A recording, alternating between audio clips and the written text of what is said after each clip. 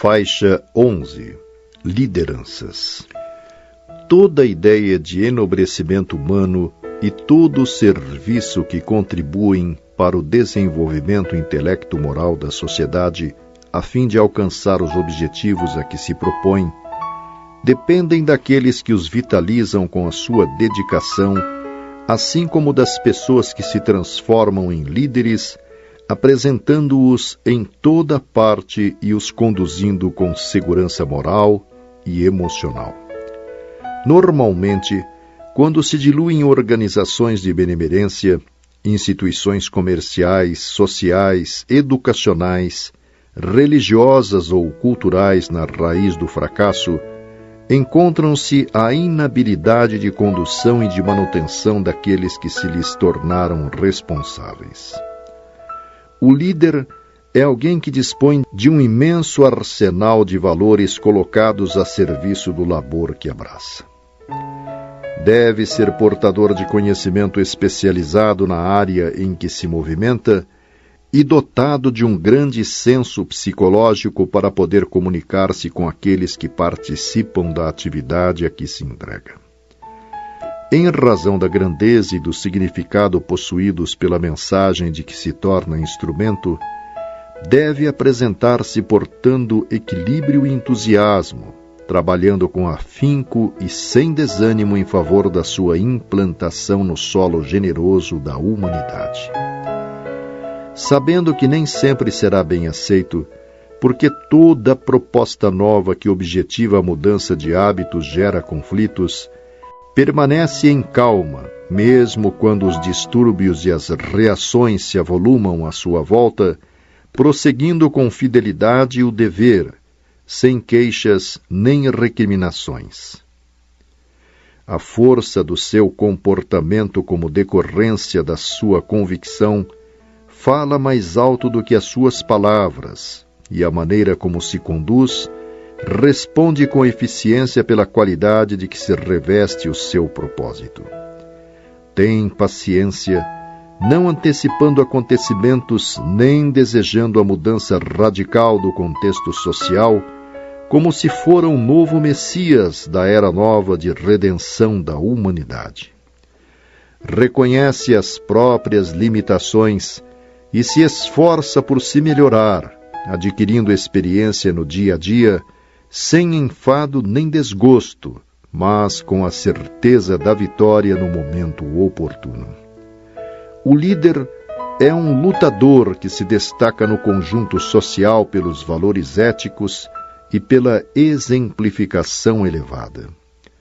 Quando incendiário, destrói o que há de melhor e que necessitava de ser modificado em vez de destruído, e quando questionador, demonstra a insegurança que o caracteriza interiormente, portando-se como criança maltratada que choraminga ante os desafios. A liderança é muito importante na divulgação do pensamento, dos ideais, das experiências, de tudo quanto constitui patrimônio da humanidade. Podemos identificá-la muito bem apresentada naqueles que se notabilizaram pela perversidade, que apresentaram teorias absurdas e destruidoras, teses desestabilizadoras, arrebanhando as massas desesperadas que os transformaram em novos mitos, atendendo-lhes às paixões e aos desregramentos sem pensar. Todos, porém, terminam sucumbindo ao impositivo da loucura em que estertoram consumidos pela voragem do tempo que a nada nem a ninguém poupa. O líder do bem é diferente porque se faz condutor da paz e da esperança, da solidariedade e do amor, às vezes sendo também imolado em fidelidade aos sentimentos íntimos de que é portador. A liderança é fenômeno psicológico natural que caracteriza determinados indivíduos e que outros, por meio das técnicas de comunicação, conseguem alcançar, nem sempre com o mesmo êxito, conforme ocorre com os missionários do amor e da verdade. se te candidatas a servir em qualquer mistério de elevação moral e espiritual, especialmente naquele que diz respeito à edificação do bem e da caridade, do amor e da verdade entre as demais criaturas humanas, municia-te de harmonia e de ternura, a fim de atraires seguidores sinceros que sintonizarão contigo. Confia na força dos teus propósitos, mas mantenha a mansidão que estimula e a coragem que dignifica, sendo enérgico quando necessário, sem seres rude porque não sejas compreendido ou aceito. Recorda que és o idealista e não os outros, portanto, a tarefa pertence-te e deves perseverar, afeiçoado ao exaustivo labor a que te propões. Não esperes facilidades pelo caminho, porque a tua é a mensagem de transformação moral da sociedade aflita, que necessita de roteiro para caminhar com segurança rumo à felicidade, aos objetivos existenciais dignificantes. Em torno de todo líder, encontram-se cooperadores sinceros, mas nem sempre portadores de elevação, que geram dificuldades e impedem o bom relacionamento com aqueles que desejam participar dos empreendimentos nobilitantes. Não te permita cercar de pessoas ditas afeiçoadas que pretendem isolar-te dos outros, justificando que és eleito para os grandes eventos, para as realizações que outros não têm condições de executar. Esse bafio pestilencial do elogio vulgar, da bajulação doentia, é um grande perigo para o trabalhador idealista. Sê sincero, mas não grosseiro. Sê gentil, não conivindo, porém, com o erro. Sê dedicado, no entanto, não te permitas perder o rumo tornando-te fanático. Sê veraz, mantendo-te austero diante da maledicência e da calúnia. Demonstra pelos atos a tua formação moral ante os embates perversos do caminho de testemunhos. Nunca te defendas das acusações verdadeiras ou injustas, porque isso constitui perda de tempo, fornecendo material incendiário aos ociosos que se fazem inimigos gratuitos de todos aqueles que aspiram pelo melhor e trabalham pela dignificação da sociedade. O silêncio é portador de uma força moral mais eficaz do que o excesso de palavras justificando o comportamento. Expõe os teus objetivos sem pretensão, dando aos outros o direito de seguir aquilo que melhor lhes atenda aos anseios da mente e do coração. Semeia, porém, sempre sem ansiedade nem tormento. Demonstra que a excelência da tua atividade está apresentada na maneira como ages, como segues, como te comportas em relação a todos.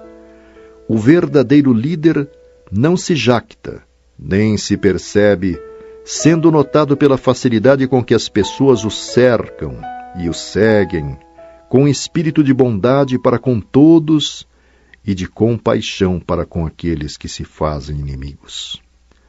O mundo sofre muito a falta de lideranças do bem. Pessoas afoitas assumem tarefas e pensam em se tornar livres, sem a menor estrutura emocional, vivendo angustiadas, queixosas, briguentas e infelizes. Como o bem pode fazer tanto mal? Porque certamente não é o bem que as conduz, mas sentimentos outros de transferência psicológica de conflitos, ocultando a vaidade, disfarçando a prepotência. O líder consegue apaziguar os conflitantes sem partidarismo, apresentando o caminho da harmonia e do dever, sendo justo e amigo de todos.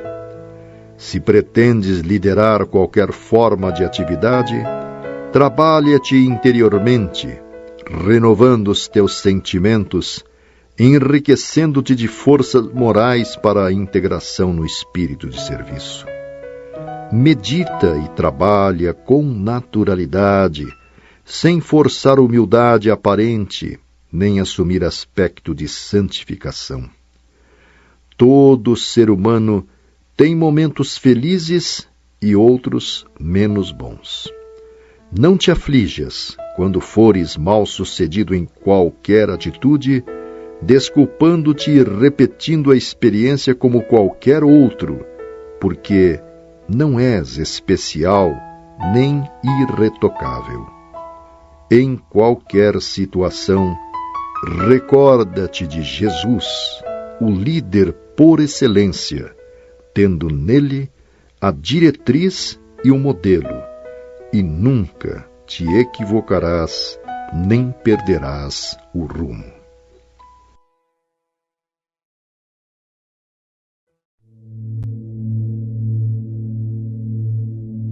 Faixa 12. Reflexões sobre a calúnia. Ninguém passa pela jornada terrestre sem experimentar o cerco da ignorância e da imperfeição humana. Considerado como planeta escola, o mundo físico é abençoado reduto de aprendizagem, no qual são exercitados os valores que dignificam em detrimento das heranças ancestrais que assinalam o passado de todas as criaturas em seu penoso processo de aquisição da consciência. Herdando as experiências transatas em seus conteúdos bons e maus, por um largo período predominam aqueles de natureza primitiva por estarem mais fixados nos painéis dos hábitos morais, mantendo os instintos agressivos defensivos que se vão transformando em emoções prioritariamente egóicas, em contínuos conflitos com o si mesmo e com todos aqueles que fazem parte do grupo social onde se movimentam. Inevitavelmente, as imposições inferiores são muito mais fortes do que aquelas que proporcionam a ascensão espiritual, liberando o orgulho, a inveja, o ressentimento, a agressividade, o despotismo, a perseguição, a mentira, a calúnia e outros perversos comportamentos que defluem do ego atormentado. Toda vez que o indivíduo se sente ameaçado em sua fortaleza de egotismo, pelos valores dignificantes do próximo, é dominado pela inveja e investe furibundo, atacando aquele que supõe ser o adversário. Porque ainda se compraz na situação deplorável em que estorcega, não deseja permitir que os outros rompam as barreiras que mobilizam as emoções dignas e os esforços de desenvolvimento espiritual, assacando calúnias contra o inimigo, gerando dificuldades ao seu trabalho, criando desentendimentos à sua volta, produzindo campanhas difamatórias em mecanismos de preservação da própria inferioridade. Recusando-se consciente ou inconscientemente a crescer e a se igualar àqueles que estão conquistando os tesouros do discernimento, da verdade, do bem, transforma-se na ociosidade mental e moral em que permanece, em seu cruel perseguidor, não lhe dando trégua e se retroalimentando com a sua própria insânia. Torna-se revel e não aceita esclarecimento, não admitindo que outrem se encontre em melhor situação emocional do que ele, que se autovaloriza e se autopromove, comprazendo-se em perseguir e em malsinar. Ninguém consegue realizar algo de enobrecido e dignificante na terra sem lhe sofrer a sanha, liberando a inveja e o ciúme que experimenta quando confrontado com as pessoas ricas de amor e de bondade, de conhecimentos e de realizações edificantes. A calúnia é a arma poderosa de que se utilizam esses enfermos do espírito, que a esgrimem de maneira covarde para tisnar a reputação do seu próximo, a quem eles não conseguem se equiparar, optando pelo seu rebaixamento quando seria muito mais fácil a própria ascensão rumo à felicidade.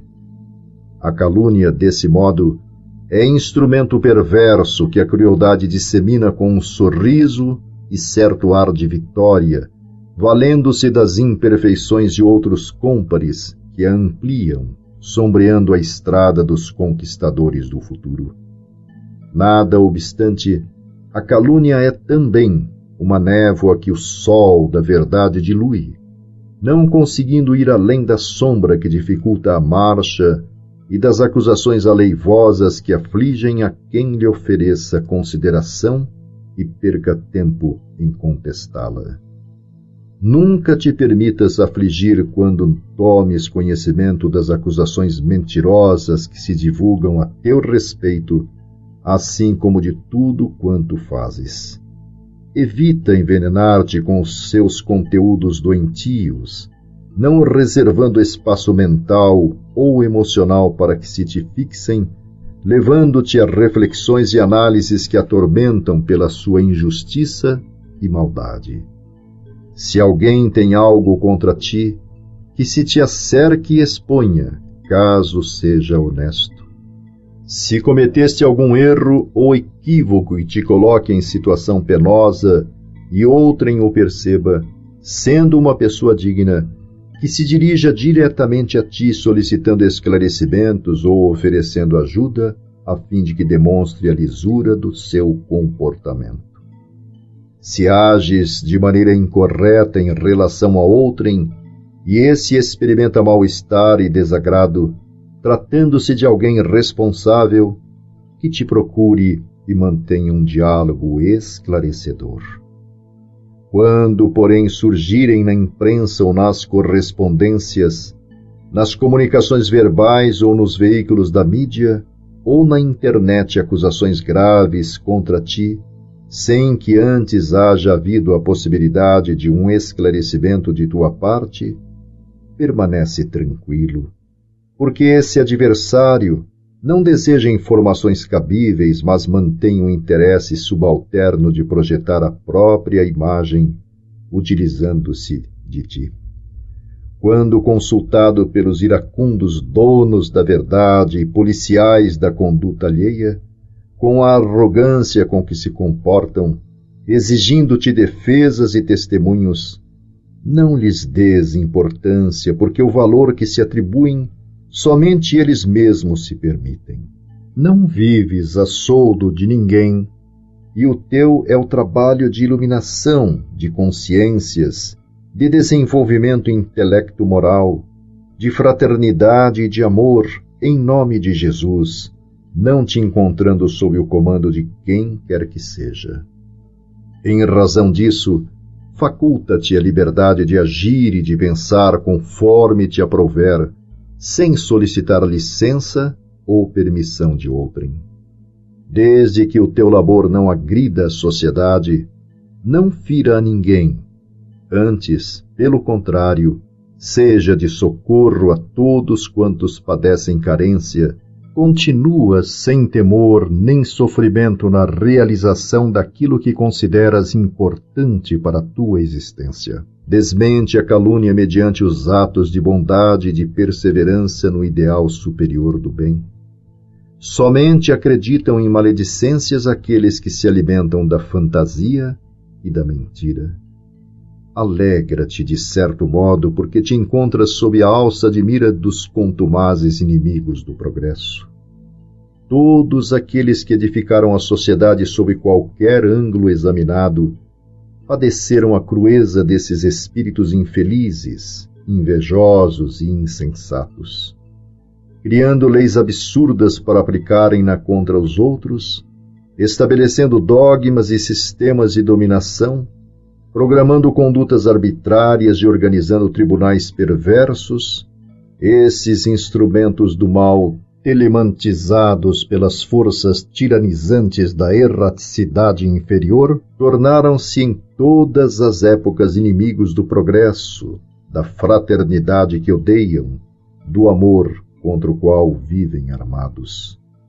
Apieda-te, portanto, de todo aquele que se transforme em teu algoz, que te cria embaraços às realizações edificantes com Jesus, que gere ciúmes e cisânia em referência às tuas atividades, orando por eles e te envolvendo na lã do Cordeiro de Deus, sendo compassivo e misericordioso, nunca lhes revidando mal por mal, nem acusação por acusação.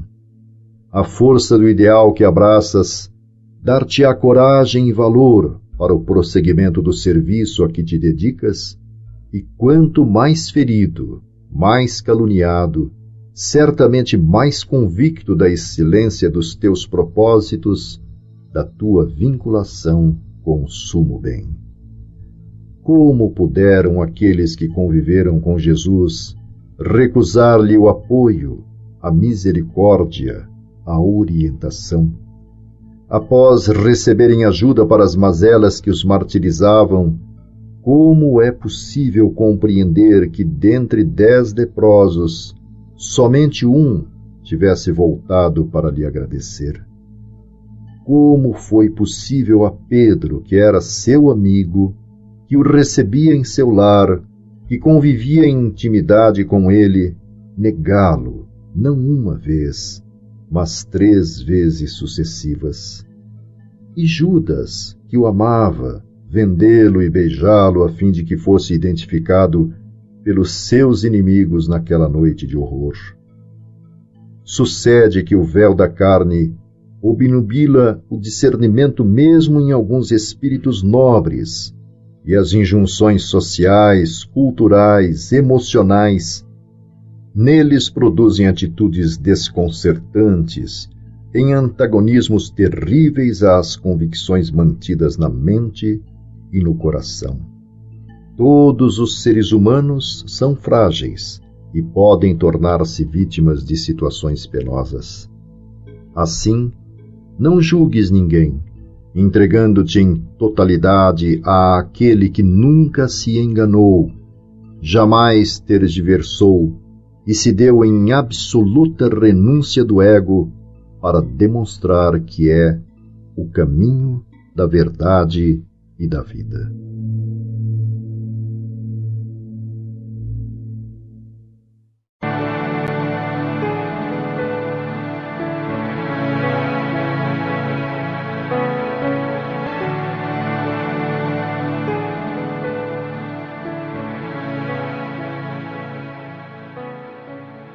Faixa 13.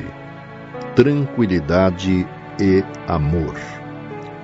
As pessoas inexperientes confundem tranquilidade com falta de labor, ausência de atividade e inércia. Imaginam, inclusive, que as águas paradas são bem o símbolo da tranquilidade, sem se dar conta que a ausência de movimento as torna perigosas por ocultarem decomposição orgânica, miasmas, perigos à saúde. Há, sem dúvida, a tranquilidade que deflui do silêncio, da quietação, do mergulho no âmago do ser.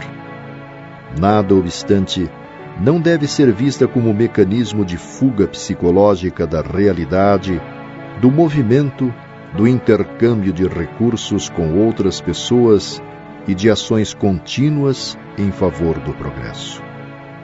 Não poucas vezes, a pessoa pode apresentar-se exteriormente calma, vivendo conflitos de difícil controle, profundamente ansiosa ou perturbada nos seus melhores anseios de felicidade. A tranquilidade pode ser considerada como fruto da ação realizada com segurança e da vivência dos ideais saudáveis da comunhão fraterna com os demais.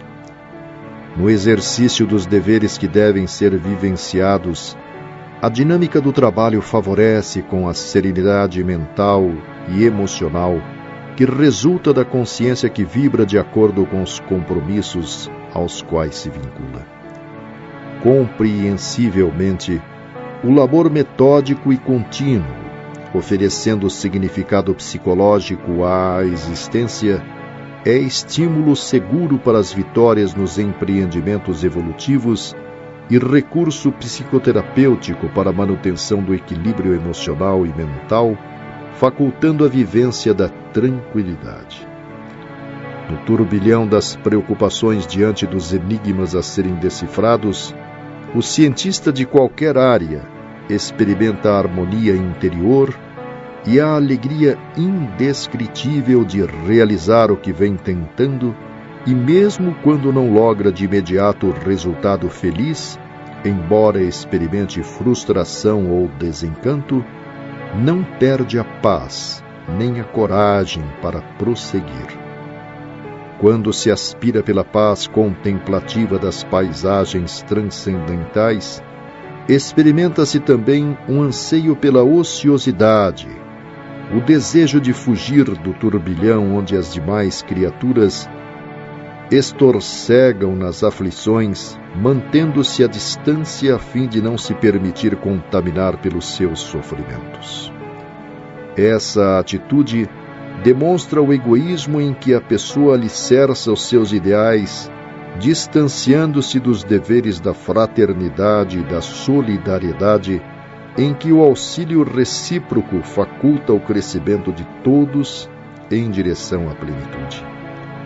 O decantado paraíso, apenas para alguns indivíduos que se olvidaram dos seus irmãos na retaguarda, pensando no interesse pessoal, é destituído de plenitude e assinalado pelas preocupações afetivas de que ninguém se pode eximir, especialmente quando se lhe alarga o tempo que permite reflexões e revisão dos atos. Qual a felicidade de genitores afetuosos que desfrutem das bênçãos da alegria e das bem-aventuranças, constatando que os filhos e amores outros se encontram em sofrimentos inenarráveis, sem consolo nem esperança. Onde a tranquilidade do ser, ante a preocupação com aqueles que jornadeiam na retaguarda, na escuridão da ignorância e nos tormentos do remorso e da culpa? As pessoas verdadeiramente tranquilas sempre se encontram em atividade contínua, preocupadas com os objetivos essenciais da existência que envolvem todas as criaturas, inclusive a natureza. A sua entrega aos ideais que vitalizam pelo trabalho oferece a medida real da grandeza do sentimento que as caracteriza. Nos processos de depressão, a falta de ânimo para executar ações de qualquer natureza tipifica uma das síndromes graves do terrível transtorno, isto porque, sempre que haja movimento, a vida exulta e toda vez que o trabalho se apresenta, estímulos novos comandam o ser, facultando-lhe o encontro de sentido psicológico existencial. Todos os seres humanos que se dedicaram à construção do mundo melhor experimentaram a princípio ansiedade em razão da incerteza do êxito. Empenhando-se na vivência do ideal, deram-se conta dos desafios que seriam enfrentados e, apesar das circunstâncias, nem sempre favoráveis, perseveraram na luta séria até lograrem o êxito do empreendimento. Noites mal dormidas, esforços hercúleos, erros e acertos fizeram-se presentes nos diferentes períodos, sem que ficassem perturbados ante a grandeza do labor a que se entregavam. Cada vez mais confiantes, perseveraram até o fim, ainda que tudo aparentemente conspirasse contra os seus anelos. Isto porque experimentavam a presença do amor. A tranquilidade é, desse modo, em casos como esses, filha da razão de ser que cada um se impõe, compreendendo que os esforços desenvolvidos para culminar qualquer projeto, tornando-o realidade, é sempre o fruto da perseverança e da irrestrita certeza do êxito. Por isso, inspiração e transpiração sempre estão juntas em todas as realizações de enobrecimento da humanidade. Aparentemente, algumas obras enobrecedoras parecem ter sido feitas com facilidade, apenas porque, as observando depois de concluídas, não se tem ideia exata de como foram realizadas, dos testemunhos silenciosos, mas também das imensas alegrias experimentadas durante o transcurso da sua realização. Não se espere, pois, tranquilidade na vida que seja parecida à inutilidade, à falta de movimento e de objetivos. Afirma velho brocardo popular que águas paradas não movem moinhos. De igual maneira, paralisia não transforma as paisagens da vida em recantos de lazer e de felicidade. O pântano pútrido necessita ser dragado para se transformar em jardim ou pomar. Enquanto permanece na situação de depósito de miasmas, é área de morte. No entanto, quando trabalhado, transforma-se em centro de vida.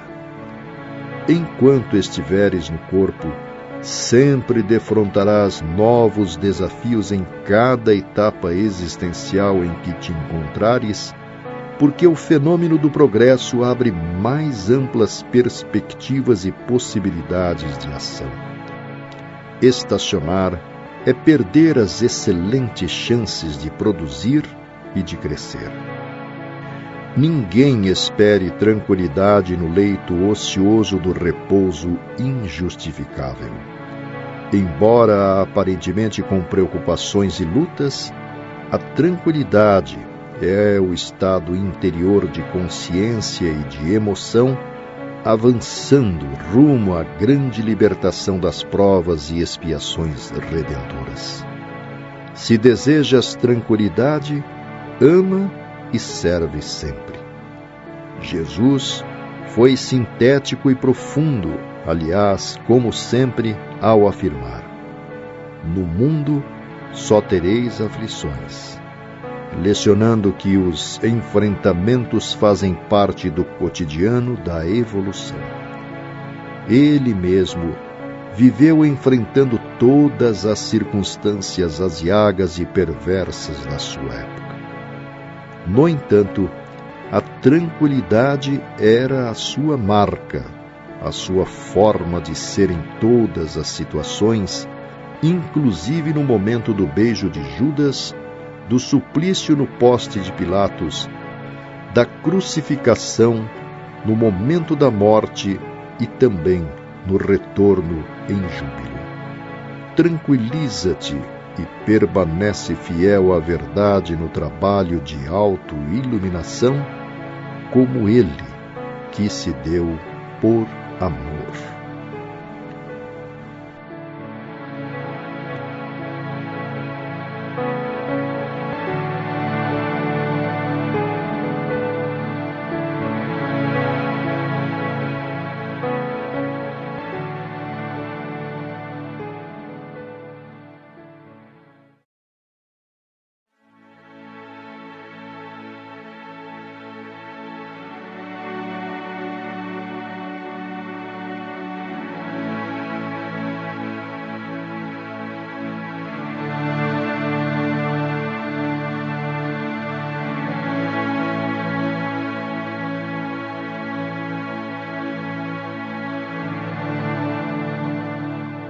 Faixa 14. Precauções. Todo aquele que se conscientiza da sua realidade espiritual tem por dever imediato assumir o compromisso consciente de viver pautando a existência conforme as expectativas do futuro que o aguarda.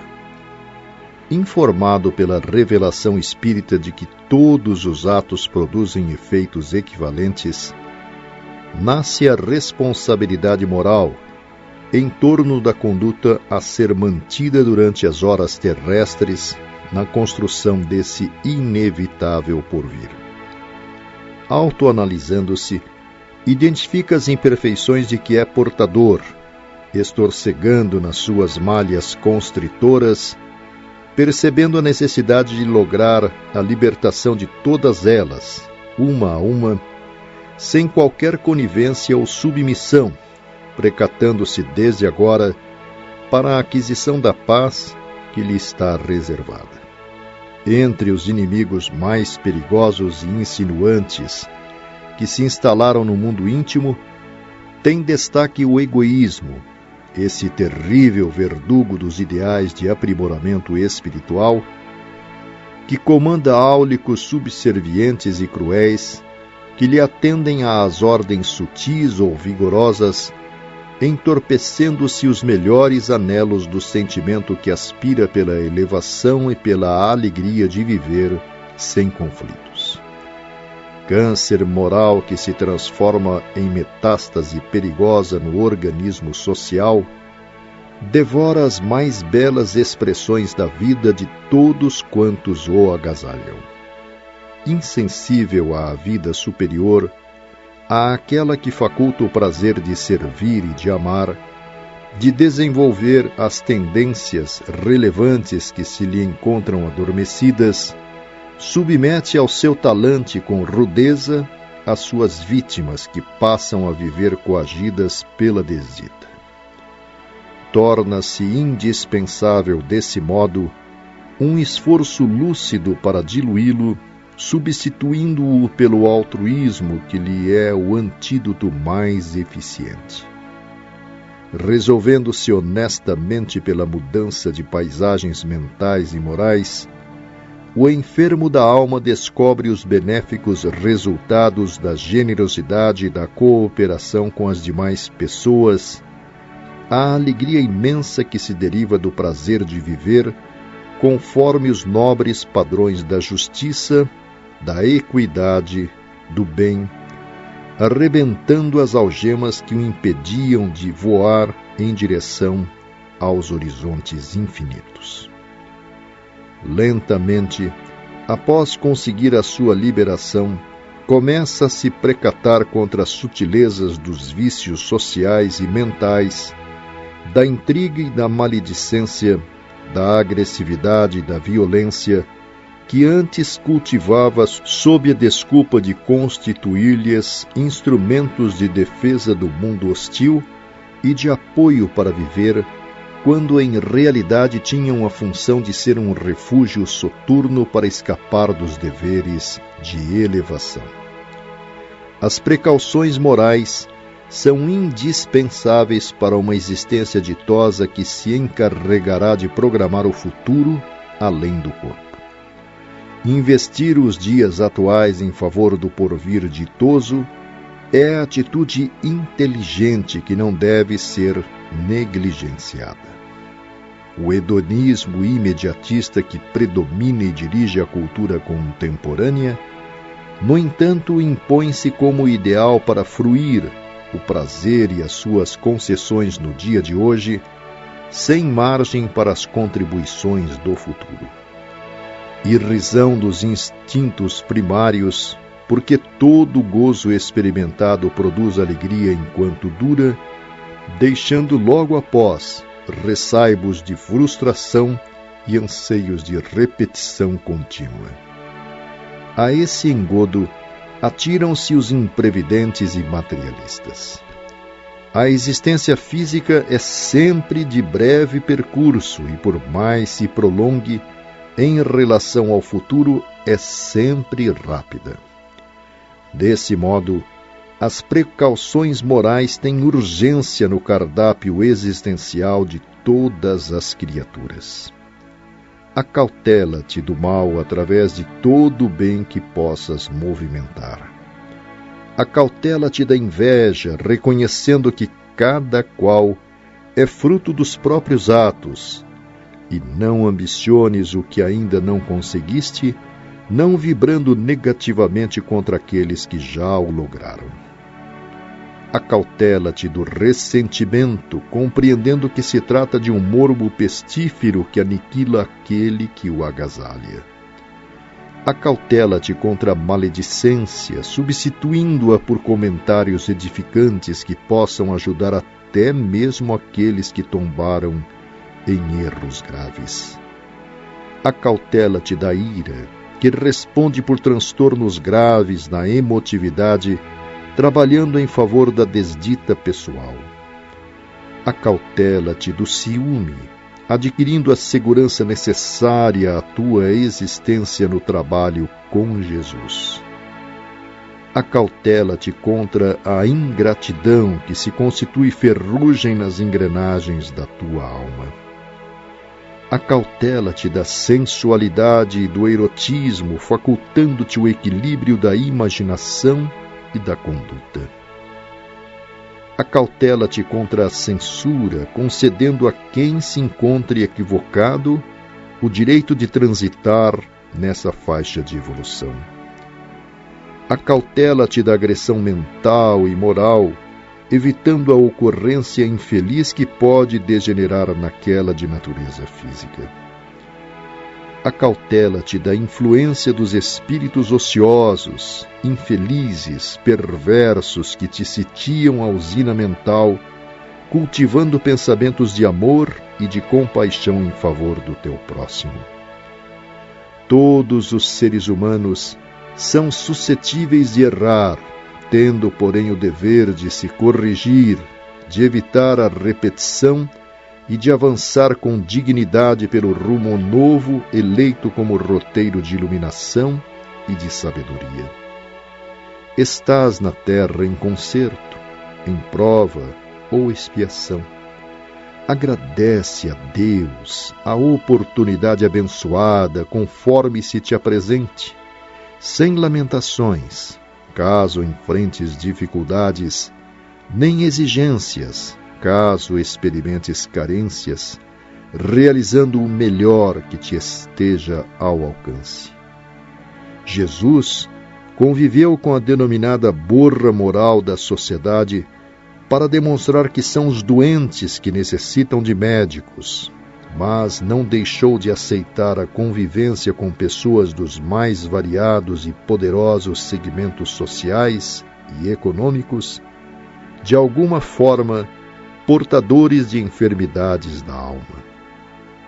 Afinal, as doenças morais e espirituais são muito mais graves do que aquelas que se instalam no organismo, procedentes, sem dúvida, do ser interior que se é responsável, portanto, pela sua ocorrência.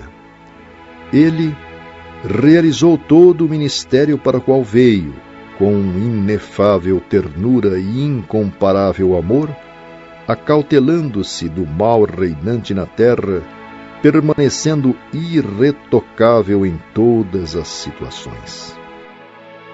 Pensa nele e no teu futuro espiritual, iniciando desde agora o teu processo de renovação, acautelando-te sempre de toda a expressão do mal e dos seus asseclas.